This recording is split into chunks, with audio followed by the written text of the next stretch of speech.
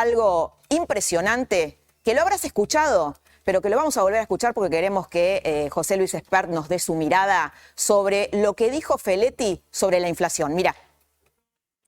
Mi lugar de la Secretaría y lo que corresponde en emisiones y fusiones es, hay dos tipos de inflación microeconómica. La inflación monopólica, que para eso intervenimos en las góndolas, con las canastas, y la inflación internacional, que es el famoso desacople que se materializa a través de las retenciones, aunque pueda haber otros instrumentos.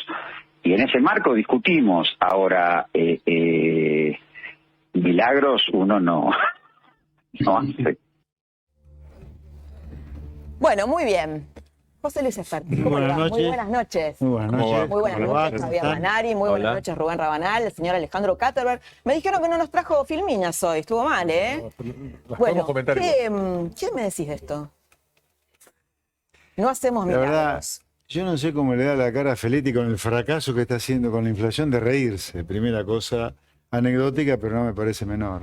La verdad que debería tener un poquito de vergüenza, señor Feletti, usted de reírse de su propia ignorancia que es supina, porque es la ignorancia que te viene de no leer, de no aprender. Habló de inflación microeconómica de las góndolas y de inflación internacional producto de la guerra.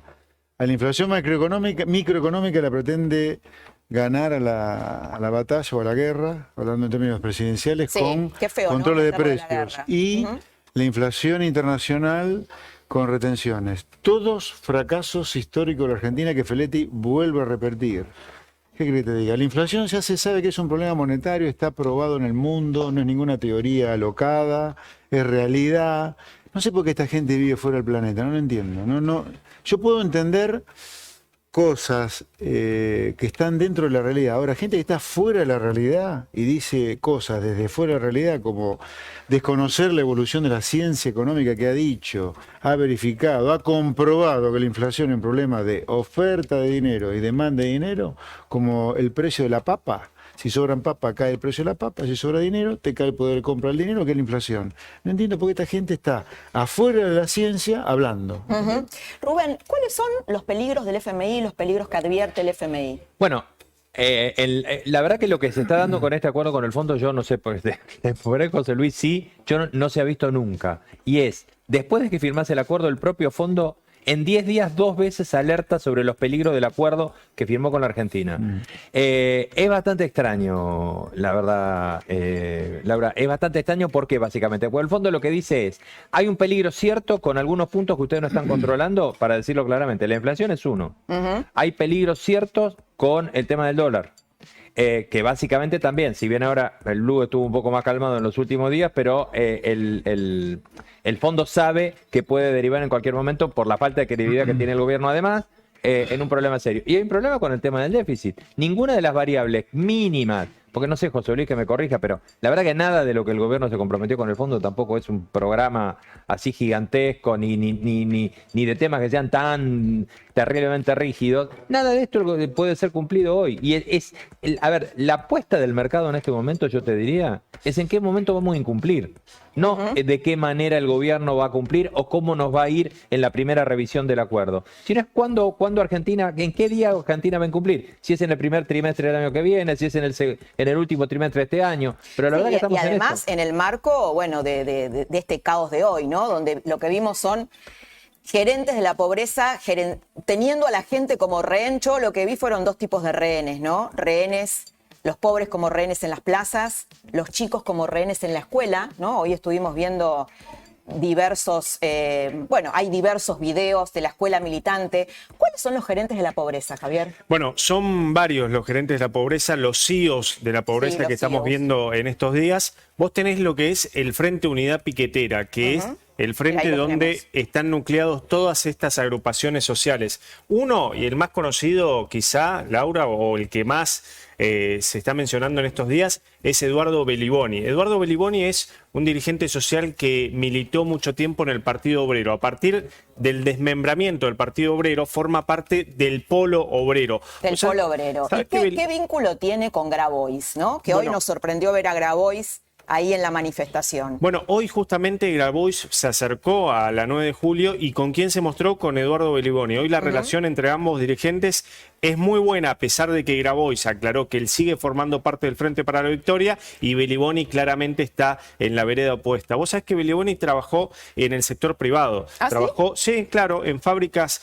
vinculadas al plástico, en metalúrgicas, pero lo echaron de esas empresas. Él dice ¿Que estaba dentro de la gremial interna de esas empresas? Por eso, él dice que lo echaron por defender a sus compañeros, a los trabajadores. Y después tenemos los más polémicos, Laura, que sin duda son los que se denominan que están de los dos lados del mostrador. Son Eso los te iba a que decir, exacto. pagan y reciben, los que están en el edificio de desarrollo social y al mismo tiempo están en la 9 de julio. Ellos son Daniel Menéndez, de Barrios de Pie, Sí, Emilio que Pérsico. Daniel Menéndez de Barrios de Pie Sí. es uno de los más cercanos a Alberto, ¿no? Exactamente, sí, es uno de los moderados, si se quiere, dentro de las agrupaciones sociales.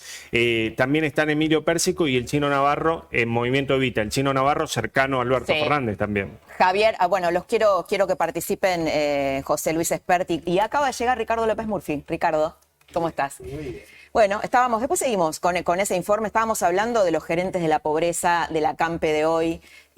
Bueno, queríamos saber tu posición sobre esto, ¿no? Sobre un modelo que cada vez lleva a la Argentina a una mayor decadencia.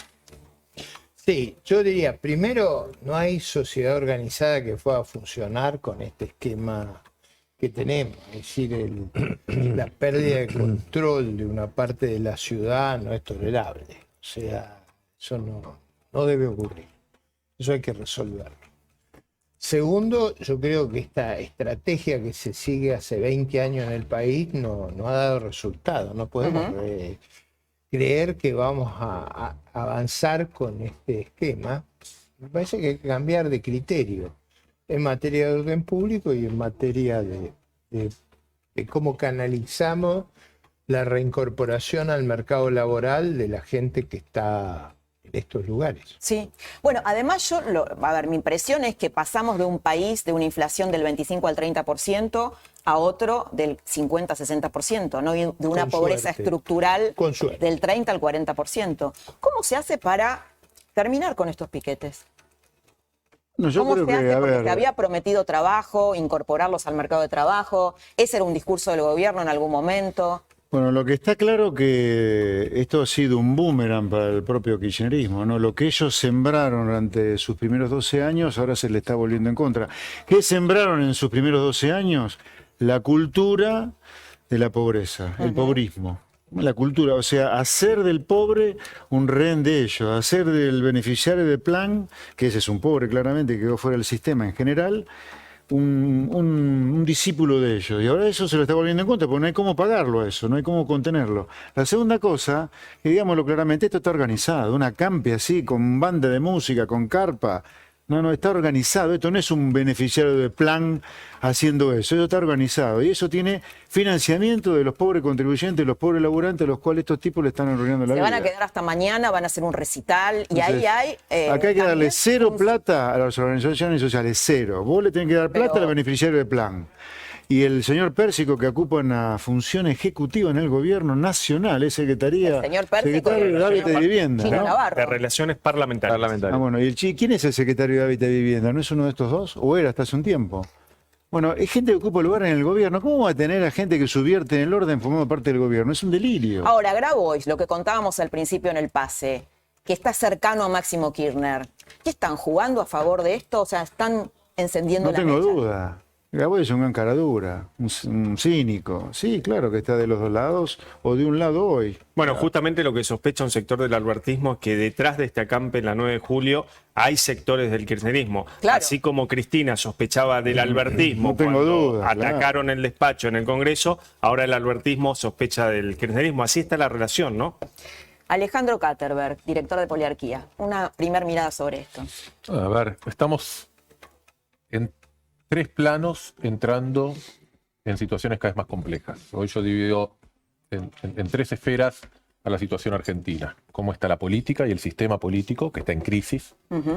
Y sobre todo hay una crisis al interior de la coalición de gobierno. Y en estos días estamos entrando en una etapa mucho más compleja, en donde empieza a haber disputas que ya no solo son a través de las redes sociales que se cruzan mensajes entre ellos o a través de mensajes en off a ustedes los periodistas, sino que empieza a ser una disputa en la calle abierta y confrontativa. Exacto, sí. Estamos en la segunda esfera, en la cuestión económica, y acá no voy a hablar mucho de economía, está José Luis y está Ricardo, pero una situación compleja que el acuerdo con el fondo lo puso un paréntesis temporario, pero la situación económica argentina es de una delicadeza absoluta, arrastrando las inconsistencias que se generaron en los primeros años del kirchnerismo, cuando pasaron el gasto del Estado de 28 a 43 puntos a costa del sector privado. Esto para mí no es un tema de el déficit fiscal, sino es un tema que al sector más dinámico, productivo, que invierte, le pusiste una mochila y lo frenaste y creció 15 puntos el sector más improductivo e ineficiente de la Argentina. Y el tercer esfera, perdóname Laura, es la social, en donde claramente a través de nuestros estudios, en las encuestas, en los focus groups y lo que cada uno de ustedes y la gente ve en la calle, la gente está cada vez peor, más cansado, más intolerante, más pesimista, más Después te voy a desilusionado. preguntar si ahora se me van a enojar los dos liberales, pero si un Milei que amplía la cancha, ¿no? Que dice cosas muy fuertes, tiene más chances en el 2023. Pero quería seguir con el informe de Javi, de los gerentes de la pobreza. Bueno, tenemos más gerentes de la pobreza. ¿Quiénes son, no? ¿Quiénes son? Porque claro, en este sistema, lo decía recién José Luis, se entró en los últimos 20 años. Sabemos todos los argentinos cómo entramos, la discusión es cómo salimos, que nadie lo sabe. Tenemos más. Por ejemplo, el MST Teresa Vive, que es uno de los que lleva, banderas y se lo suele ver en todas las protestas sociales y populares. El Frente Popular Darío Santillán, cuya referente es Dina Sánchez. Y por último, lo mencionabas vos recién, Laura, Juan Grabois de la CETEP. Esta modalidad de acampes en la 9 de julio, hay que decir que se empezó a dar en el 2019, en la campaña entre Macri y Alberto Fernández. Allí empezó. Ahora la particularidad es que se da en un año no electoral y con un gobierno peronista. Hay que acordarse que así lo recibieron a Alberto Fernández a la presidencia. El día que Alberto Fernández asumió, había un acampe que estaba liderado por Beliboni exactamente en este lugar, diciéndole, acá estamos, y marcándole que había piqueteros que ya habían arreglado con el gobierno, vos hablaste al principio de eso, y que estaban cobrando, y piqueteros que estaban afuera del esquema de poder, del Frente de Todos. Bueno, ¿cuánta plata mueven estos planes? ¿Cuánta plata hay en juego? ¿De cuánto estamos hablando? Bueno, el presupuesto del Ministerio de Desarrollo Social, hoy lo dijo Manuel Adorni, gira en alrededor de 580 mil millones de pesos por año. Bueno, ese presupuesto, la gran mayoría está destinado a asistencia social. Tenemos en la Argentina casi 20 millones de personas que cobran planes sociales y son más de 141 programas sociales. Vamos a mirar, ahí los tenemos, mirá, los planes sociales más demandados. A ver, léelo, Javier. Mirá, tenemos el Plan Sumar, que, lo cobran 5.600.000 personas, la AUH, 4.300.000 personas, tarifas sociales, 4.100.000 personas, la tarjeta alimentar, que es una política de este gobierno, ni bien asumió Alberto Fernández, 2.300.000 personas, el plan Potenciar Trabajo, Progresar. Que haya uno progresar, no lo puedo creer, ¿no? Que uno sea progresar. O Potenciar Trabajo, ¿no? Es paradójico. Hoy el Primera Infancia. Estos son los más demandados, pero tenemos, te decía Laura, más de 141 programas sociales. En el 2001-2002, después de la crisis, teníamos solamente un plan, que era el plan Jefes y Jefas. ¿Te puedo contratar este número con uno cortito? A ver, sí. 21.500.000 personas en Argentina es la población activa. 6.300.000 personas son quienes tienen trabajo registrado. Todos esos números los tenés que comparar con 6.300.000 personas que bancan todo el sistema. Más de 6 millones de personas bancan todo el sistema. Son los que pagan aportes, pagamos impuestos. Es inviable, ¿no? Ricardo. A mí me parece obvio que eso no funciona. Hace muchos años que no funciona. No era viable desde el comienzo. Esto no era un camino de solución. O sea, yo no estuve de acuerdo en el 2002 cuando se lanzaron estos esquemas y yo sabía en qué terminábamos. Terminábamos en este mecanismo que, como decía José Luis, ha creado una casta, para usar eso que ahora se usa tanto, una casta que administra estas cosas y un desincentivo enorme a la participación laboral. O sea, lo que uno ve es que en los lugares donde hay más planes, menos gente está dedicada al mercado de trabajo. Eso está en las estadísticas. Ujú. Nada más es esto sano. Te quiero ha pedir- dinamitado sí. la cultura del trabajo, más todavía de lo que ya venía dinamitada. Esto Tenemos ha una sido- placa sobre los piquetes que les quiero mostrar a José Luis y a Ricardo. ¿La podemos mirar? Mira. A ver, los piquetes. En marzo hubo 800 piquetes en todo el país, 25 piquetes por día, 25 piquetes por día. 100 fueron en Capital Federal. De esos 800, 100 acá. Bueno, obviamente el principal reclamo, aumentos por la suba de la inflación, porque obviamente la inflación, hoy veíamos una entrevista a una mamá joven que decía, bueno, tengo 16.000 pesos, la asignación que me dan es de 16.000 pesos, con la inflación por alimentos que se calcula que va a ser del 10% en marzo, es obvio que eso no alcanza, ¿no, Ricardo? Bueno, pero esa es la idea que está equivocada. O sea, lo que hay que ver es cómo hacemos para que esa gente vuelva a trabajar. ¿Y Es cómo el- hacemos? ¿Cómo se hace? Esa es la gran pregunta. Bueno, básicamente con un gobierno como este, que expulsa inversión, que expulsa capital humano, es muy difícil. El país tiene potencial enorme. Piensen ustedes que nosotros tenemos una reserva de gas que es increíble. Increíble. Esto a veces cuesta entenderlo. Nosotros vivimos de Loma de la Lata muchos años. Loma de la Lata fue el yacimiento que se descubre a fines de los 70, por la cual nos volvimos un país gasífero. Loma de la Lata tenía 30 TCM. En este momento hay en Vaca Muerta 1000 TCM. O sea, nosotros tenemos un potencial de escala mundial. ¿Por qué no lo sacamos? ¿Por qué compramos? Estamos comprando más o menos a 5 veces lo que comprábamos el año pasado. ¿Por qué no lo sacamos? ¿Por qué no invertimos? Si invertimos y lo sacamos, hay trabajo para todo el mundo, porque ahí haríamos petroquímica, química pesada, química, fertilizante, haríamos 200 millones de granos, con eso haríamos carne. Digamos, si nosotros volvemos a una economía, a lo que yo llamo una revolución capitalista, Sí, tenemos que sí. volver a eso. No, yo muchas veces te he preguntado esto bueno, es una pregunta más teórica, ¿no? De por qué la sociedad está más permeable.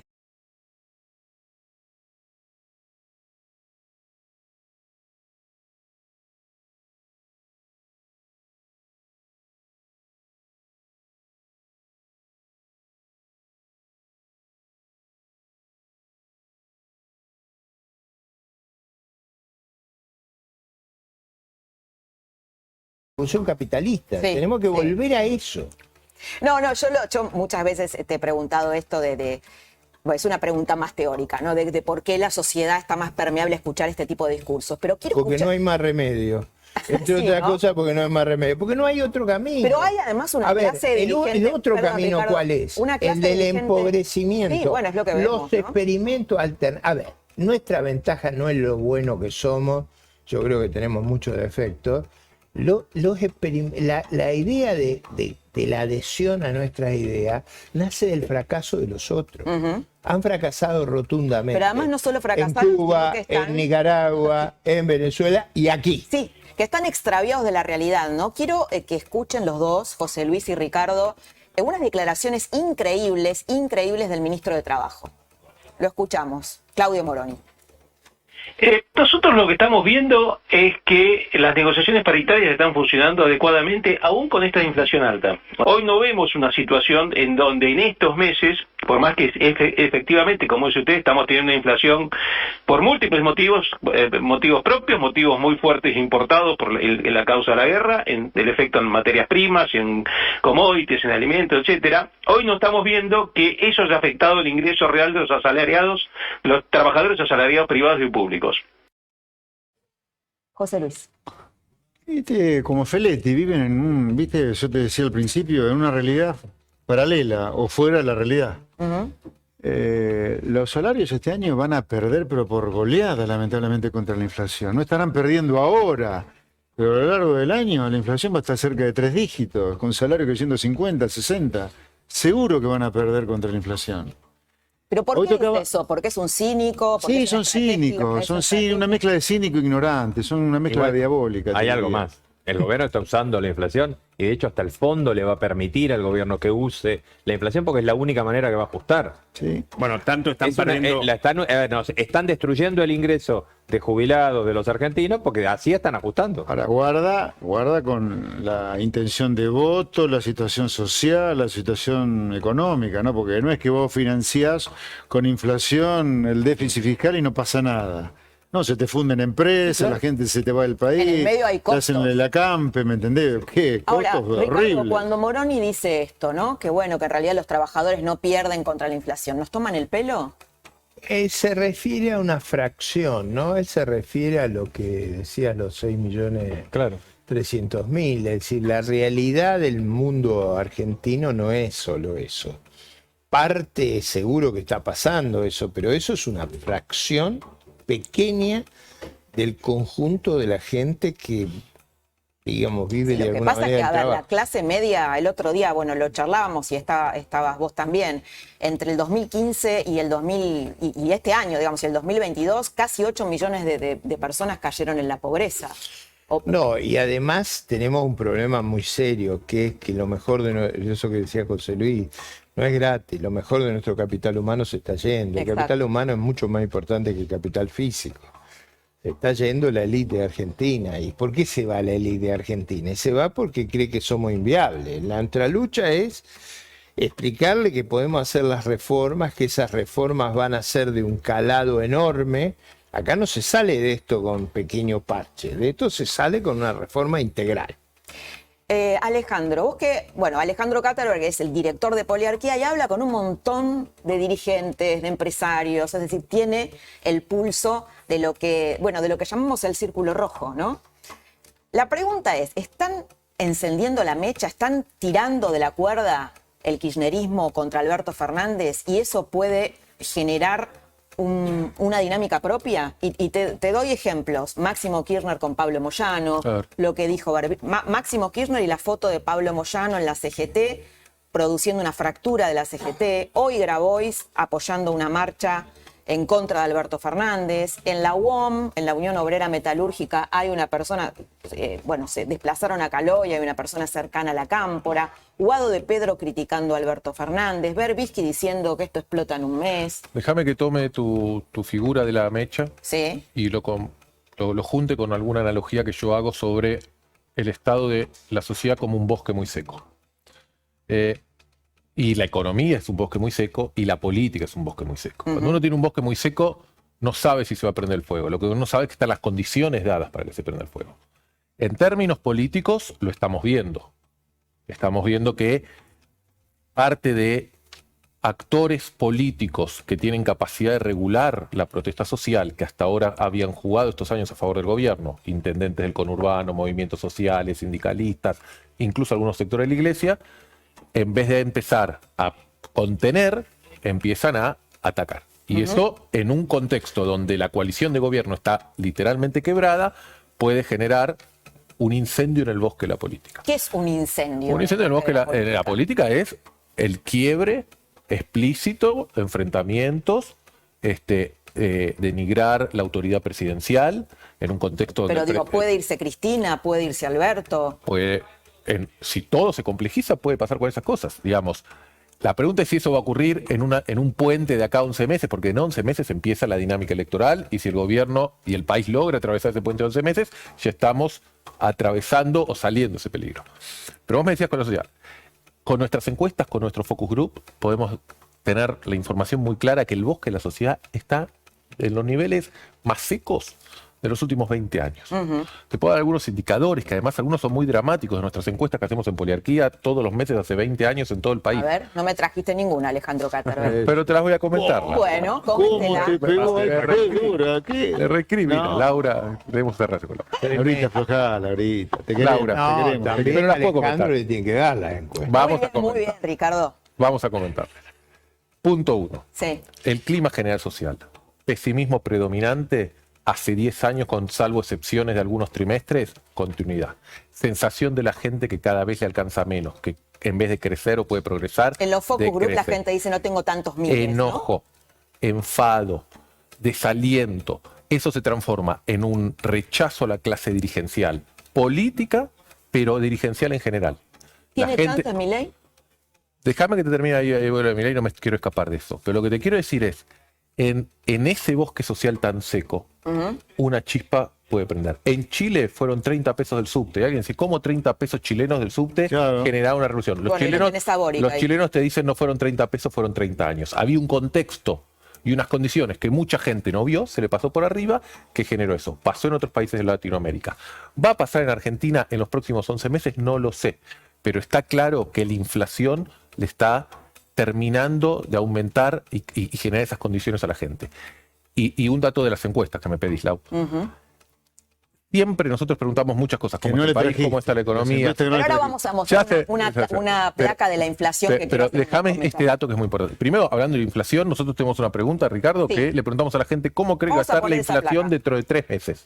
Le decimos, ¿va a aumentar mucho? ¿Cree que va a aumentar más o menos moderado? ¿O que los precios se van a estabilizar? De eso lo medimos hace 20 años, del 2002. Nunca las expectativas inflacionarias estuvieron tan explotadas como están ahora. Razonable. Bueno, de hecho, si vos anualizás la inflación de estos primeros, este bimestre, tenés más de un 70% de inflación, Sí. ¿es correcto, Ricardo? No, y además es lógico que haya expectativas muy altas de inflación, por lo que decía Rabanal, ¿no? O sea, el mecanismo que está previsto de corrección en este esquema, nos guste o no nos guste, que la inflación sea más alta y eso genere el financiamiento al Tesoro y al Banco Central que están buscando, esa es la verdad. Ahora, Quiero Sí, espera perdón. un segundito, Alejandro. Quiero poner una placa sobre la inflación y unirlo a esto de Feletti, ¿no? Las previsiones privadas dicen que podría haber una inflación del 6% en marzo. Y de ese 6%, 8 o 10% de alimentos. Y esto pega directo en la indigencia. José Luis. Bueno, Digo, ahora porque se yo ¿sabés por guarda. qué? Porque, digamos, Si, decía- si la inflación de alimentos está en 8 y 10 Mm. y todo el globo de inflación con todos los otros productos, o sea, vestimenta, higiene, colegios, útiles, papel, cartón, esparcimiento, está al 6, o sea, no es tan diferente. Vos tenés un problema de inflación, no de que te sube solamente los alimentos. Por eso lo de Feletti es ridículo. Está todo subiendo mucho, todo te crece, 6% en promedio, algunos arriba del promedio, otros abajo del promedio, pero todo te crece. Si vos tenés un problema de inflación, tenés un problema monetario, no tenés un problema con un precio. además, Entonces la lo de inflación, Feletti, digamos, la vuelvo a inflación decirte, genera- es ridículo lo de Sí, Feletti. sí. Sí, Está probado que no funciona, además, no entiendo por qué se recurre a lo mismo que ya fracasó. Recién decía Ricardo algo interesante, ¿no? Que en realidad el discurso liberal se escucha ahora más porque todos los demás fracasaron. No solo acá. Sí, por no eso. solo acá, porque eso es importante. O sea, la caída del ingreso per cápita en Venezuela es 85%. Quiero Ni mostrarte en la una guerra placa de la pasa. inflación en otros países. Vamos a mirarla. Mira, Alemania tuvo un 2,5 de inflación mensual de alimentos, la más alta en 70 años. Y digo esto porque Alberto Fernández dice que el 10% de la inflación se lo estamos debiendo a la guerra. Y España tuvo el 9,8% de inflación interanual y es la más alta en 36 años. Si yo me detengo, por ejemplo, en Alemania, ¿qué diría el kirchnerismo la cámpora? Que es un modelo neoliberal, el demonizado modelo neoliberal. Bueno, tan mal no les va, ¿no? Con un 2,5% de inflación mensual en alimentos y que es la más alta de los ¿Se últimos acuerdan 70 ustedes años. cuando Cristina quería a Alemania como ejemplo? Sí, me acuerdo, sí. Ese era el cuento del 2007, digo para que los más jóvenes se acuerden. En el 2007 íbamos a seguir el ejemplo alemán. Pero, Sí, después tuvimos menos pobre que Alemania también, ¿no? Exacto, sí. yo no veo que en Alemania estén controlando los precios de los alimentos en la góndola, como hace Feletti, por más que hayan tenido la inflación más alta en alimentos en 70 años, ¿no ves? Y Exactamente. además No hacemos- convengamos que a nivel mundial ha habido políticas monetarias muy laxas debido a la pandemia. O sea, no hay nada gratis en la vida. Si uno trata de contrarrestar problemas muy complicados que hubo con la pandemia a nivel mundial, expandiendo la cantidad de dinero, acá y en todo el mundo hay problemas. Y además, Uno Ricardo, de lo los que te problemas es muestra- la inflación mundial. Lo que te muestra el dato de inflación que va a venir en marzo, que ya adelantó Feletti que va a ser más alto que el de Sí, febrero, Feletti Culfas, ¿no? es que el índice de pobreza que acabamos de ver del INDEC, del 37,3%, ya quedó viejo, porque con esta inflación va a haber más cambia. pobres en la próxima medición del primer semestre del 2022. Pero además, El 37 es un espejito. vos tenés en la mesa dos muy buenos economistas. Sí, no, pero adelante. Pero No hay te una divas, cuestión que, no te divines, Barrabanal. a ver, Soltate. el kirchnerismo es Rabanal especialista es en... amigo nuestro. ¿Ah, sí? ¿Es amigo? Sí. Muy bien. Es especialista. ¿No le van a ofrecer un puesto el político? kirch- Sí. No. Bien. El kirchnerismo Está es... no. El kirchnerismo es especialista en comparar peras con manzanas. Porque esta inflación de la que le gusta hablar el kirchnerismo del mundo, vos podés tener inflación en algunos productos, vos podés tener inflación en alimentos, vos podés tener, viene la guerra, sube el trigo. Argentina tiene inflación en todo. Por eso, Todo todo su canasta, sube, todo sube. En Alemania podrán subir los alimentos, ¿por qué? Porque las papas polacas fueron más caras, porque el trigo con el tema de Ucrania se le complicó, pero el mes que viene le va a pasar esto, pero del resto, transportes, energía, ropa, no le sube al 2,5, le sube al 0,2.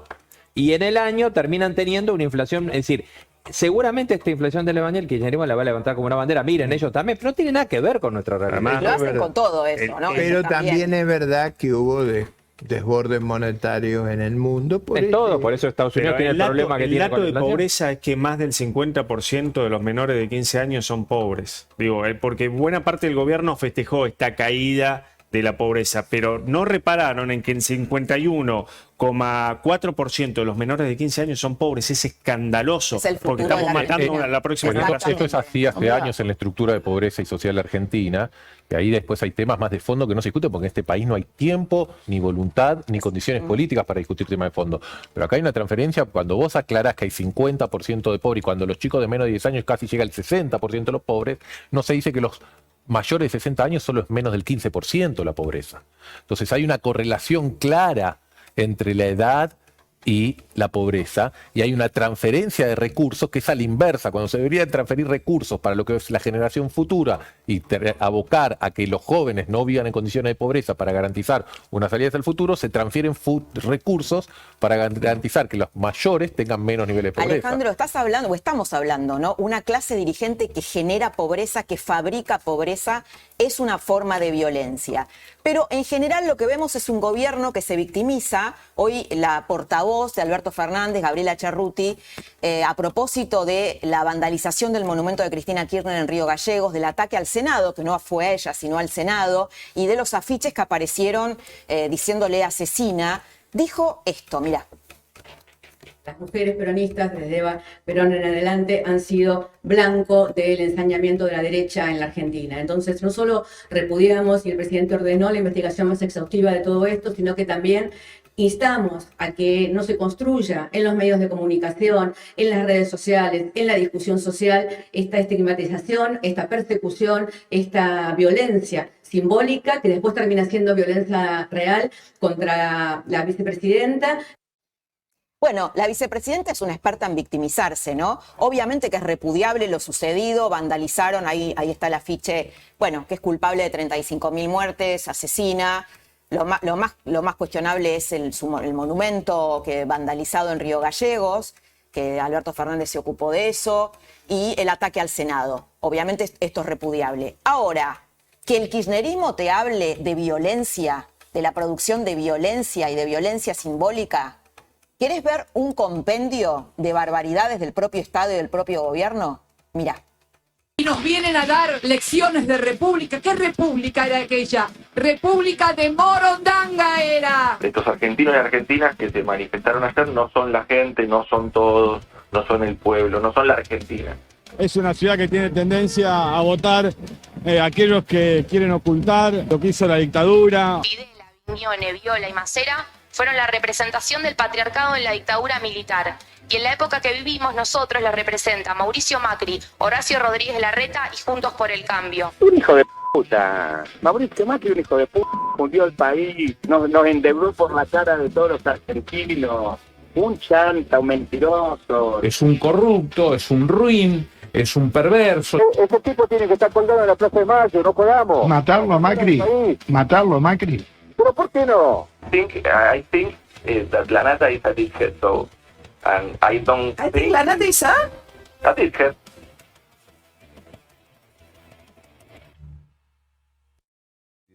Bueno, Saibaba, ¿no? Qué delirio, José Luis qué Esper. delirio, por Dios. Saibaba. Qué delirio.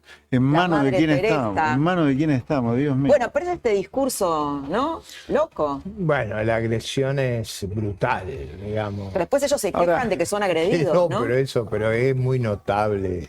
Es decir, la tergiversación, la caricatura que hacen, eso de vestir a los líderes opositores de la Gestapo, un disparate.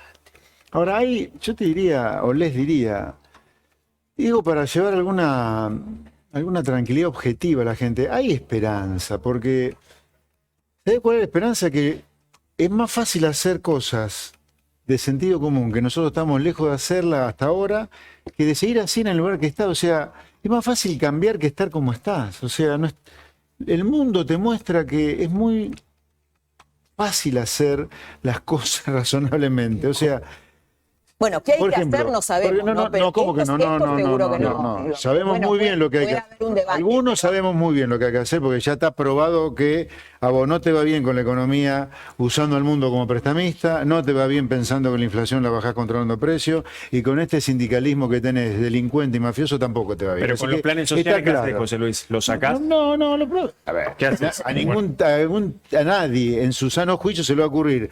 Primer día que estoy en la Casa Rosada, ¡pum! 6 millones de personas que reciben planes, 0 mañana. No, ¿Qué harías? lo que tiene que tener un plan para que los planes sociales terminen siendo trabajo genuino, porque si no...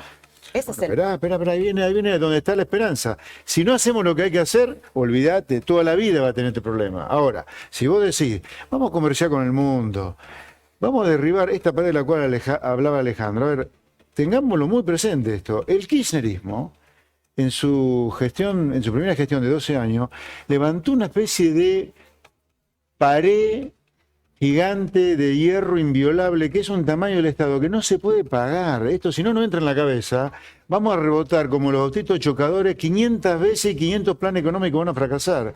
Acá, el gasto público, un poquito antes de que asumiera Néstor Kirchner en mayo de 2003, a dólares de hoy era de 50.000 millones de dólares. Llegamos a 300.000 millones de dólares casi antes de la crisis de Macri, y hoy están 200.000 millones de dólares. O sea, ese gasto público, 4 veces mayor al momento previo a que asumiera Néstor, no lo quiere pagar.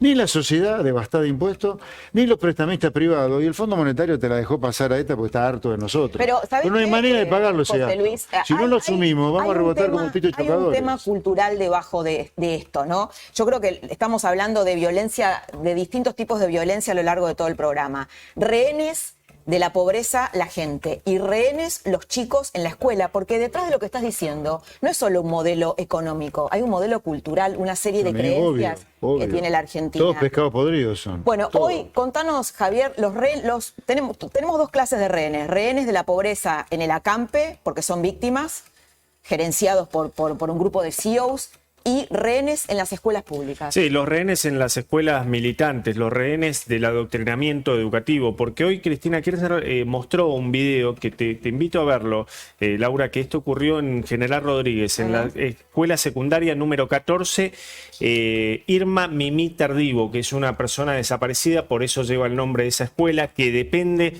de la Dirección de Cultura y Educación de la provincia de Buenos Aires, es decir, Axel Kicillof y la directora de Cultura, que es Florencia Santut, la ex decana de la Universidad de Periodismo de La Plata. Fíjate, te invito a ver el video porque esto, Laura, es una escuela militante. Lo vemos. A ver.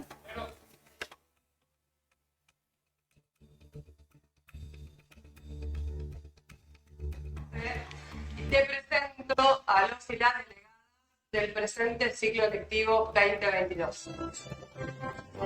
Buen día, señora vicepresidenta. Mi nombre es Rocío Domino, delegada del segundo B, de la escuela número 14. Irma Mimí Tardivo. Quería agradecerle por su saludo y por acompañarnos en este momento tan importante para todos nosotros. Hola Cristina, soy Dani Herrera, soy la presidenta del Centro de Estudiantes. Quiero contarle que nuestra escuela es una escuela democrática. Ricardo, ¿qué pensás de esto? Es la batalla cultural en las escuelas. Hay una línea también, lo hablábamos antes del programa, en las universidades también, bueno, lo expusieron el 24 de marzo, ¿no? De decir que la dictadura se instauró para generar un modelo económico neoliberal que después lo continuó en parte Menem y después Macri. Y esto se enseña en las escuelas públicas y en las universidades. Yo nunca pude entender todavía lo que es neoliberal. Yo soy un liberal clásico. Qué buen título, no sé. O sea, nunca pude entender qué es eso. A mí me parece que una lectura superficial de los últimos 50 años diría que todo lo mismo, no es verdad eso. El país ha tenido cambio, el mundo ha cambiado, los países exitosos han hecho una cosa muy distinta a lo que nosotros hacemos. Se les enseña a los chicos una paradigma que ha fracasado en el mundo. Por eso mi obsesión de contar el caso cubano, el caso venezolano. Cuba era 6 veces República Dominicana, hoy es 5/7 de República Dominicana. Venezuela, ingreso per cápita, 85% de caída. Corea del Norte, cuando uno la compara con Corea del Sur, es una catástrofe. Es decir, a mí me parece muy obvio que por ese lado no va. Sí, es obvio. Es obvio. Pero a los chicos Entonces, se les enseña otra cosa. Bueno, pero que eso, Y en la universidad. Eso nos lleva a un fracaso muy grande. ¿Qué hay que hacer frente a eso? Porque no es solo en este aspecto. Por ejemplo, la idea de que los delincuentes no son culpables de sus actos, digamos, de agravio y de ofensa y de atacar a sus víctimas, sino que la culpa es de las víctimas. Todo esto se nos ha estado transmitiendo. Yo no creo nada en eso y batallo día y noche contra esa visión cultural que no es la cuestión económica, va sobre la cuestión del delito, va sobre la soberanía nacional, va sobre muchos aspectos que están en discusión. Y bueno, libramos esa batalla, yo por lo menos lo hago con todas las energías que tengo. Ricardo,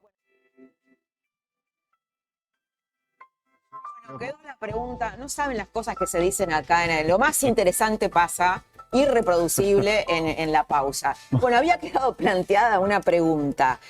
A ver, ¿tiene Milei chances? Porque Milei está muy alto en las encuestas y en la imagen. Déjame, Laura, que te diga esto. No es que Milei está muy alto en las encuestas. Lo que está muy alto en las encuestas es la bronca y el enojo social. Y Javier Milei es el dirigente político que más se alimenta de eso. Ajá. Y también hay que aparte entender algo, una distinción muy importante. No todo aquel que apoya a Milei electoralmente el año pasado o que lo apoya hoy en nuestros estudios comparte una idea de un liberalismo económico como el que están comentando y expresando Ricardo o José Luis. ¿Sí? No hay que pensar que hay un cambio, y ahí yo disiento, Ricardo, un poco, y lo muestran los estudios, de un corrimiento de la sociedad hacia ahí. Lo que hay es un enojo, una bronca, y Milei logra captar eso que no está en un votante más lúcido, razonado, informado, sino que está mirando. No, pero el votante típico de Milei es un motoquero de Rappi. El votante típico de Milei, motoquero de Rappi. Hombres jóvenes de clase baja. Muy interesante, Alejandro Gatterberg, pero la seguimos en otro programa. Ricardo, expert, placer. Javier Lanari, genial. Muy buenas noches. Muchas gracias. Muy buenas noches. ¿Te querés despedir conmigo? Una cosa muy buena fue que algunos fuimos políticamente correctos. Muy bien, obviamente. Nosotros nos reencontramos. ¿Cómo están gritando ahí? Nos reencontramos el próximo jueves a las 23 horas aquí en La Nación Más. Que tengan una muy linda semana. Chao.